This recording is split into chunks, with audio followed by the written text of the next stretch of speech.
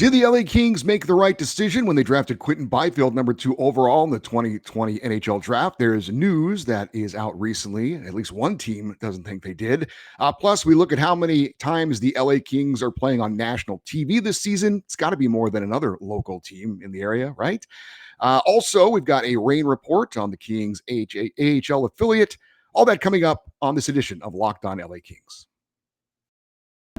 You are Locked On Kings, your daily podcast on the Los Angeles Kings, part of the Locked On Podcast Network, your team every day.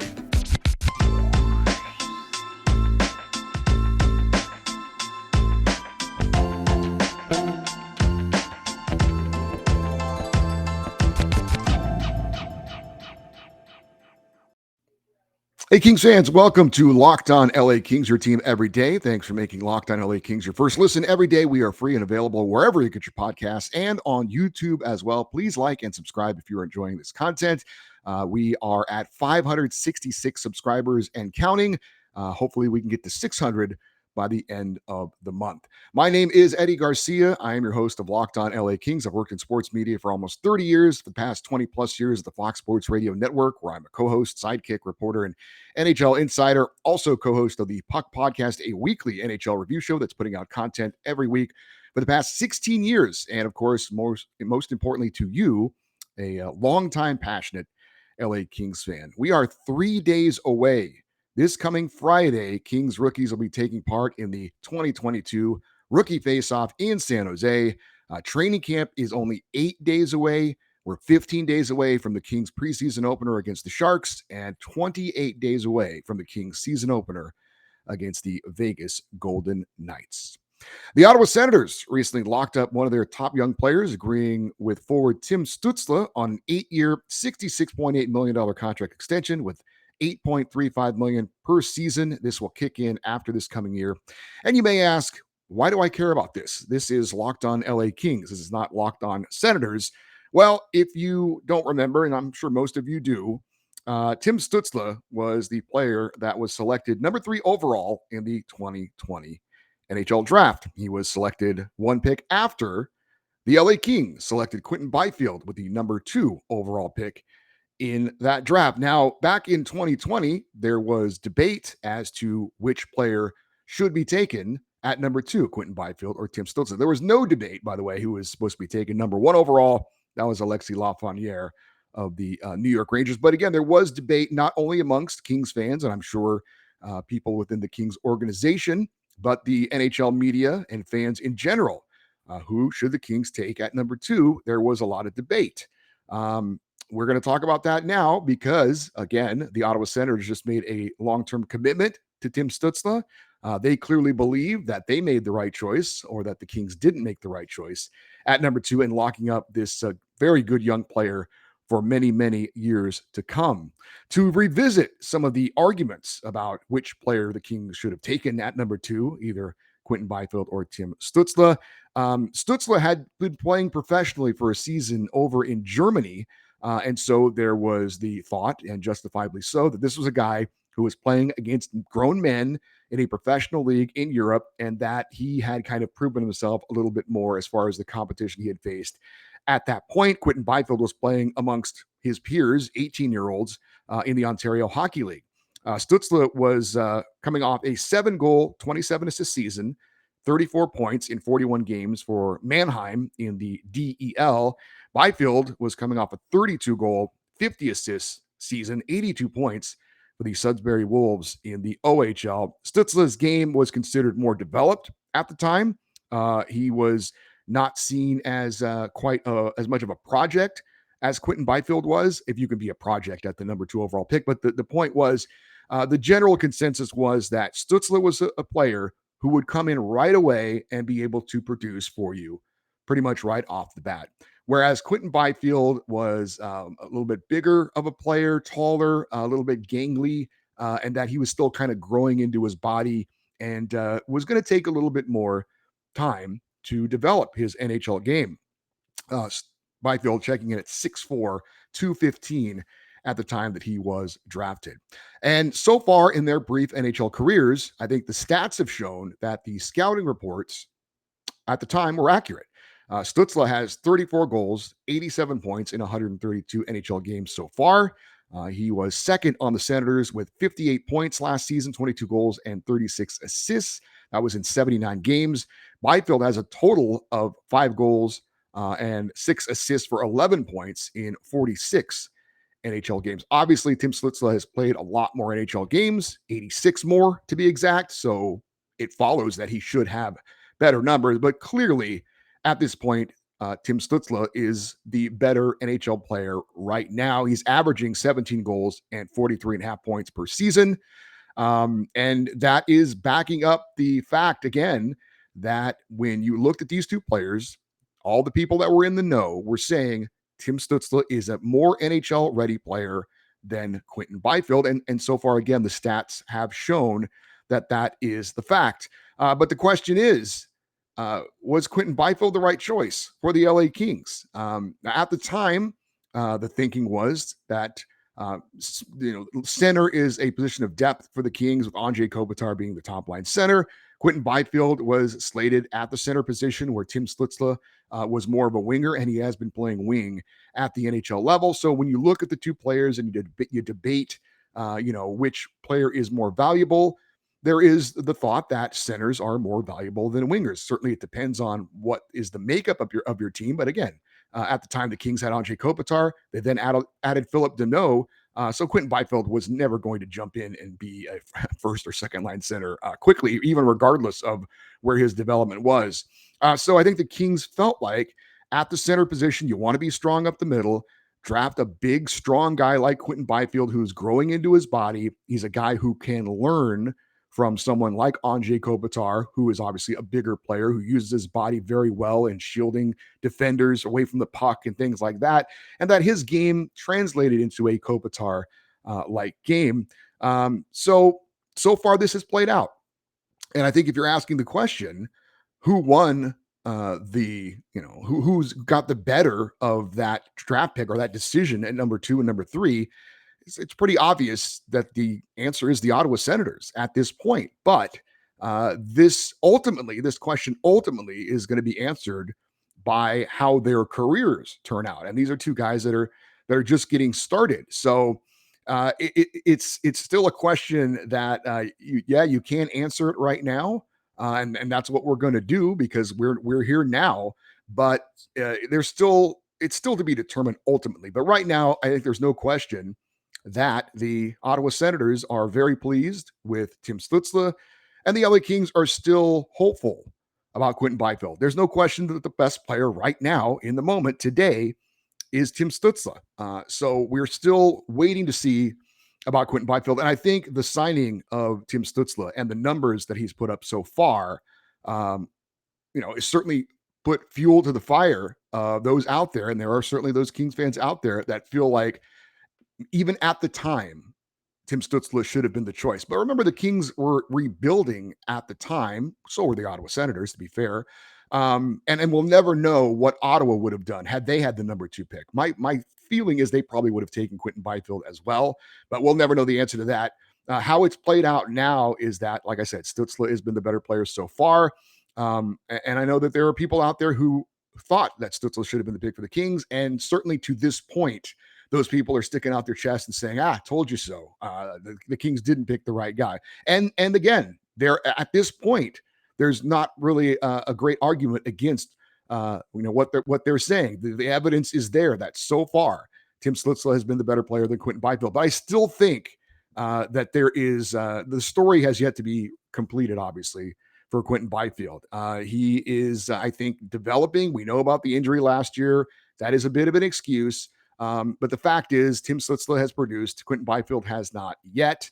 I think this is a big, big season for Quinton Byfield. We did an episode on September the 1st of Locked On LA Kings where we talked about the top 5 players to watch for the LA Kings this upcoming season, as far as many different factors. And that's very subjective, but I thought Quinton Byfield was the number 1 player to watch for the Kings this season because of the investment that they've made in him, because of what he's done so far, because of the scrutiny and the pressure that a lot of Kings fans are putting on him, and that they want to see something this year. And I am amongst them. I am amongst those Kings fans who definitely want to see a jump in Quinton Byfield's game, not only in his numbers, and look, we know that not everything can be quantified with the numbers, but the numbers need to be better as well. But he needs to do his all-around game needs to get better. And I think he's locked in at that number 3 spot at center in the Kings lineup. And like I said, we are looking for more from Quinton Byfield this season, because at this point in time, the Ottawa Senators have gotten the better player. Like I said, ultimately, whether that turns out that Tim Stutzle has a better career than Quinton Byfield, we don't know. And that remains to be seen. We can't answer that for many, many years. But in the moment, the Kings, I don't think they regret it. I don't think they regret Quinton Byfield, because like I said earlier, I think the plan was that Byfield was going to take a little bit longer. But again, this is a very important season for Quinton Byfield. But I do have a poll question for you guys to vote on, because it seems like a lot of people like the old poll questions. This is on our Twitter account, which is at Locked On LA Kings. And it's very simple. Was Quinton Byfield still the right pick for the LA Kings over Tim Stutzle in the 2020 NHL draft? Your options are will take time, but yes. So you still believe that ultimately, in the end, Quinton Byfield will turn out to be the better pick. The second option is still too soon to tell, and it is a very small sample size for both players. And then the third option is no, Stutzle was the right pick. So those are your 3 options. Again, go over to at Locked On LA Kings and let your voice be heard. Was Quinton Byfield still, at this point, the right pick for the LA Kings over Tim Stutzle in the 2020 NHL draft? We have a rain report to pass along, some news and notes on the LA Kings AHL affiliate, the Ontario Reign. But first, I want to tell you about a product that is called AG1. When you get to be my age, or really at any point in time, and you need a little extra something, a product like AG1 can really help out. It is one delicious scoop of AG1, and we are absorbing 75 high-quality vitamins, minerals, whole food source superfoods, probiotics, and antigens to help you start your day right. The special blend of ingredients supports your gut health, your nervous system, your immune system, your energy focus, and aging. AG1 contains less than 1 gram of sugar, costs you less than $3 a day, and they have over 7,000 5-star reviews, even recommended by professional athletes. Now's the time to reclaim your health and arm your immune system with convenient daily nutrition. Just 1 scoop in a cup of water is all you need. No need for a bunch of pills and supplements. You've got vitamin D and all kinds of health benefits as well. And AG1 wants to give you 1 year free supply of immune supporting vitamin D and 5 free travel packs with your first purchase. All you have to do is visit athleticgreens.com/NHL network. Again, that is athleticgreens.com/NHL network to take ownership of your health and pick up the ultimate daily nutritional insurance. I'm sure you guys know that LA Kings assistant coach Marco Sturm is now taken over as the new head coach of the Kings AHL affiliate, the Ontario Reign. And the team announced that there is some news involving his coaching staff for the upcoming season. Brad Schuler has been promoted from video coach to assistant coach. He'll be on the bench alongside Marco Sturm during games and helping to conduct on-ice practices. Schuler did see some time on the bench last season when head coach John Werbowski stepped away from the team. Schuler replaces Craig Johnson, who left to take a job with the Anaheim Ducks. Chris Height remains as the Reign's other assistant coach from last season. Cole Lucier will replace Schuler as the video coach, and Andre Carrier has been hired as the strength and conditioning coach of the Ontario Reign. The Ontario Reign will open up their season October 14th against the Abbotsford Canucks, a couple of days after the LA Kings open up their season. Now, most of the players that will be making up the Ontario Reign's roster for the season will be playing this Friday, and we will tell you about the LA Kings national TV schedule coming up as well. But again, the LA Kings top rookies, prospects like the aforementioned Quinton Byfield, other guys like Alex Turcotte, Brant Clark, going to be taking the ice this Friday in that 2020 rookie faceoff in San Jose. The Kings will be facing the Colorado Avalanche in their opening game. That's going to be Friday at 2 p.m. Pacific time. You can watch these games. Apparently, they are streaming on something called Hockey TV.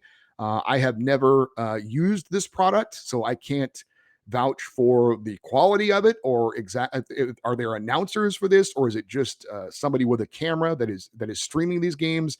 I don't have the answer for you at this point. I will have an answer for you after the game on Friday because I will be checking it out. But again, coming up this Friday, the Kings rookies on the ice in competitive action against the Colorado Avalanche, 2 p.m. on Friday. And that will be the first of 3 games for the Kings rookies in this 2022 rookie faceoff. On Saturday, they also play at 2 p.m. Against the Golden Knights. And then on Monday, they close out the competition against the host team, the Sharks. And that's a 3 p.m. Pacific time game. So we'll be keeping an eye on that and seeing how some of these rookies do. Like I said, Quinton Byfield, certainly a lot of eyes will be on him, including mine, as we update you on how the players do in that event on Friday. And because of that, because Friday's show is going to be dedicated to how the Kings do in that event, that means that our normal Friday show, which is our Friday feedback, has been pushed up one day to Thursday. So if you have any comments or questions about this show, about the LA Kings, something you want to ask me, something you want to, an opinion you want to give out, the email address is lockedoneddie@gmail.com, lockedoneddie, EDDIE @gmail.com. Again, before Thursday's show, you need to get those questions in for this week. We're going to talk about the Kings national TV schedule in a minute, but I want to remind you that if you would like to check out more content involving the Locked On networks, we have the Locked On NHL podcast for you. It covers all your league-wide NHL talk with a rotating cast of local hosts from the Locked On NHL channel, breaking down the biggest stories in hockey 5 days a week. Subscribe for free on your favorite podcast app or on YouTube as well. Again, that is Locked On NHL. So the NHL has released its national TV schedule. The ESPN networks, ABC, ESPN, ESPN2, ESPN Plus, all those things, they are going to be broadcasting 103 regular season NHL games this season. You also have TNT broadcasting 62 regular season games. So the LA Kings are going to be featured on national TV 9 times, which is a decent number of games. I believe their season opener against the Vegas Golden Knights is going to be a national TV broadcast as well. I believe it's the second game of a doubleheader that night. The Rangers, the Penguins, and the Wild are all tied with 15 national TV games. Rangers and Penguins, certainly that one makes sense. The Wild, a little bit of a surprise. But not as big a surprise to me as this fact. The Anaheim Ducks are going to be on national TV 14 times. Again, the Kings 9 times. The Ducks are very unlikely to be a playoff team this year. The Kings made the playoffs last year. If you believe what a lot of the pundits are saying, the Kings are an up-and-coming team in the NHL. The Ducks are still in a rebuild. And I think the only explanation for this is that a lot of the TV networks are wanting to get eyeballs on young stars. Trevor Zegras. Trevor Zegras is obviously a guy who finished second in the Rookie of the Year voting for the Ducks last year. A very exciting player. He has got some of the better highlights over the last season that you will find in the NHL, with the lacrosse goal and then the infamous pass behind the net for a goal last year in Buffalo. That was probably the highlight of the year during the regular season. So that's the only explanation I really have for it. If you're talking about national TV audience, who I think fans are generally more familiar with, certainly the LA Kings would be the choice over the Anaheim Ducks. You've got established Stanley Cup winning players like Andrei Kopitar, Drew Doughty, Jonathan Quick. The only explanation, and I was very surprised to see the Ducks get 14 nationally televised games, is that they want to market these young players. They want to, get the guys who are on TikTok and all that stuff out front and center out there for the eyeballs. We'll see in the end if it's the right choice or not. But I was a bit surprised to see the Kings 9 national TV games. It's a decent number. It's probably somewhere in the middle. I know the Arizona Coyotes, if you're curious, were the team that has the fewest nationally televised games of any of the U.S.-based teams, with 4 for Arizona. The Montreal Canadiens have 0 national broadcast games on U.S. TV, and some of the other Canadian teams, like I believe Winnipeg and Vancouver, had like maybe 1 or 2. But again, the Anaheim Ducks, a lot of national TV games for them. But the Kings have 9, including, I believe, their season opener against the Vegas Golden Knights. Now, we want to keep up to date on this show. We would love for you to give us some feedback, as I mentioned, over at our email address. It's lockedoneddie@gmail.com, EDDIE, lockedoneddie@gmail.com. And mentioned that we have the Twitter account as well. If you could follow us on Twitter at Locked On LA Kings, that would be awesome. We definitely get out there all the latest information on the LA Kings and try to do some more fun things as well, like this poll question that we have up again. If you want to take part in that poll question, was Quinton Byfield the right pick for the LA Kings over Tim Stutzle? You can go to at Locked On LA Kings and let your voice be heard there as well. Hey, I want to thank you so much for making Locked On LA Kings your first listen every day. Now make your second listen Locked On NHL. Locked On Experts give you a daily 30-minute podcast of all things NHL all year long. Stay up to date on everything in the hockey world. That is Locked On NHL, your daily 30-minute NHL podcast. I am Eddie Garcia. Thanks for watching Locked On LA Kings. We'll talk to you tomorrow. As always, we'll remind you, go Kings go.